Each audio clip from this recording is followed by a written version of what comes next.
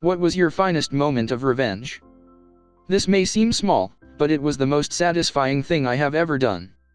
When I was in the 7th grade, I sat behind a jerk who hated me and enjoyed being annoying. Every single goddamn day he would lean back in his chair and hit the front of my desk, over and ever again. If I was trying to write something, he would do it even harder. So one day I decided enough was enough, and in the middle of a lesson he started again. So I waited, and right as he was leaning his chair back fast, trying to knock my desk hard, I pulled it back. Without my desk behind him, his chair tipped right over and he hit the ground hard. I can still clearly remember him whispering "you" beneath the laughter of the whole class and the teacher yelling at him to get up. The look on his face was a mixture of shock, embarrassment and pure rage as he looked up at me from the floor. Bastard, never with me again. A repair shop in Moab, Utah messed up our car, which left us stranded in a nearby national park. We called and demanded they tow the vehicle in, and while they said they'd come get us, they never did. When we talked with park rangers, they were quite familiar with the shop, the biggest in town, and with a terrible reputation. We were on our honeymoon, and had more time on our hands than I imagine most travelers do. We went to the shop, demanded a full refund, and when they refused, we sat out front on the curb in our camp chairs for 2 days with homemade protest signs. I was overwhelmed with the support we got from locals, who honked and waved, stopped and chatted with us and shared their own stories of horror. The owner called the cops on us, but the joke was on him. We'd already notified the police we'd be protesting, and were well within our rights in doing so. In the end, the shop owner refunded all our money, and left visibly distressed when we told him that even with the refund, we weren't sure we were ready to leave town. Eventually we did, but not before filing complaints with the Better Business Bureau and every review site we could find. They'd already been booted from the Chamber of Commerce. We ended up becoming friends with an awesome local mechanic, and having a great story to tell. Justice was served. And without a tinge of guilt. Recently posted this, but long story short, and kid I was friends with hit me in the balls 3 times in one night. He then called me a wee baby and got in my face. He tried to make me flinch by half swinging at me. I didn't flinch, but instead head-butted him with everything I had. Crushed his nose, blood pouring out of his face. I had a tiny cut in the center of my forehead, with 1 line of blood running down my face. I looked psychotic, but badass. Also, you for that, David. March 22nd, a date that will remain etched in my mind forever. I was going to my best friend's birthday. We have been friends for a while now, so I decided to use my own money to buy him something nice. It's not every day you have a pal like him. I spent $25 on a really nice baseball bat for him. $25 was a lot for a 12-year-old boy to spend on a friend's present, you know? I knew he needed it, because we would always play baseball together and he never had a bat. When I got to the party, I had a huge smile on my face the entire time. I knew my best friend would love the gift and I couldn't wait for him to unwrap it. Once opening presents was underway, I could see him nearing my present in the long line of toys. All of a sudden, this boy out of nowhere gets up, goes to the pile, and hands his present to my friend. What's inside? A mother baseball bat. My friend practically exploded. It was autographed and everything. All I could do is just sit there, as he reached for my present next. After tearing off the paper, my friend could only muster up a sheepish smile as everyone around laughed about the duplicate present. I didn't know what to do. I felt wronged and robbed. Being a prepubescent kid, I didn't really know how else to take out my anger except for wailing on this kid. I know it was bad, but I tried so hard to please my best friend and this stranger ruined it.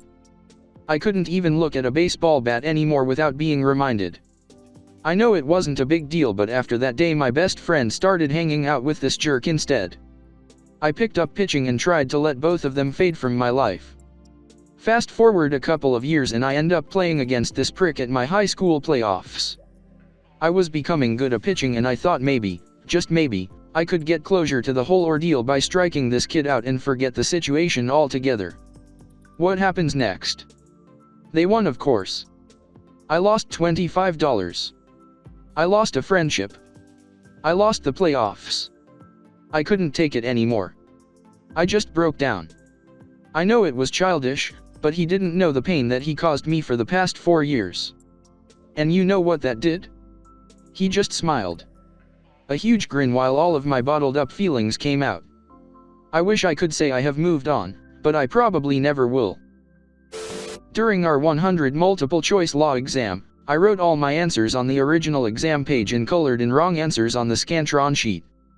The girl who copied me since day one thought she was going to pass this exam worth 30% of our final mark. She looked over and copied almost each of my Scantron answer, then guessed a few, handed it in, and left for the winter break. I erased all my old answers, put the correct answers in, handed it in, and left. I got 71/100 and barely managed to pass that class. I'll find out what she got on Tuesday when I maybe see her with a gun at my locker. When I was 11 years old, I was bullied by a 12-year-old boy. He would steal things from my lunch every day. I got sick of it and decided to do something about it. One day, I brought a super hot pepper in my lunch and pretended to be really excited about it. Sure enough, the boy comes over, snatches it from my hand and pops it in his mouth. He practically exploded in pain, writhing around the floor, unable to handle the heat. I calmly looked at him and told him that drinking a nice glass of cold water would help immensely. He did so. This promptly magnified the pain 100x. He never stole food from me again. I regret nothing. Okay. I have 2 older brothers. Eldest is a good person. The middle is a monster. He is a meth-addled felon. He has tortured my family for 20 years and I have taken the brunt of the assault as the only person willing to openly challenge him. He stole my mother's wedding rings, my grandmother's car, and my TV, to name a few things. My family has decided to try again to welcome him back into their lives, so I followed suit. It's Christmas 2013, best holiday celebrations I could never imagine. All is well. Middle brother walks in the door to collect presents 2 days after celebrations, strike 1. Middle brother drops bag of drugs when he walks in the door, strike 2. Middle brother criticizes eldest brother's renovations and tells my grandmother she wasted her money. Strike 3. In the car on the way home. Decide it is best to go back into town together so it saves someone a trip. Middle brother asks me for my passport. I say, no, I can't do that. Middle brother concocts magical story where I have borrowed his ID to get into clubs when I was a teenager. Lies. I did not and would not. He says he needs it to get into a party. He's 300 pounds and 35 and would never be carded under any circumstances. Middle brother differs to his standard method of persuasion and starts yelling and is getting increasingly loud and argumentative. I tell him that it is illegal and that it would be very bad for him if he gets caught. There's a line somewhere between asking and demanding something of someone. He crosses it. My heart races like it used to when I was a boy. When he used to follow my friends and I and beat the shit out of us with his friends. I remember him pulling me out of a lake where I almost drowned. But it's not him anymore. The brother I knew is gone and there's a total stranger directly behind me demanding the symbol of my liberty. Strike 4. I tell him that if he mentions my passport again on the ride home, I will crane the steering wheel into a snowbank and beat him to within an inch of his life. I hear, "Give me your passport," in the voice of a man I don't know, from a face I don't recognize. Blood and adrenaline surge from my heart faster and more rapidly than I have ever felt. We pull into a parking lot. I open my door and wait patiently until that works up the courage to fight me. He steps out and yells something I don't hear. I tell him that I'll give him one more chance to get back in the car without saying a word about my passport ever again. He says passport with a wily grin and expects me to be the same cowering boy that I used to be. The same kid who loved him and adored him and wanted nothing else but to be just like him. I connect the quickest and hardest fist I've ever thrown against another person directly onto his chin. Blood spurts out of his mouth with the second blow. He hits me twice above and below my right eye. I completely lose my shit and wail on the left side of his face until it is a broken and bloody ruin. If you're reading this, middle brother, you. Edit, you bet your I felt no guilt. When I was 12 years old, a kid beat me up at a birthday party for reasons unknown. 4 years later, the kid is a pitcher, and a very good one at that, for his school in the playoffs. I was playing for the other team. After going 0-3 to start the game, I hit a walk-off home run off of him to advance to the next round. Kid actually started crying on the mound. I don't think I've ever had a bigger smile than I did in that moment. Still have the ball in my apartment at college.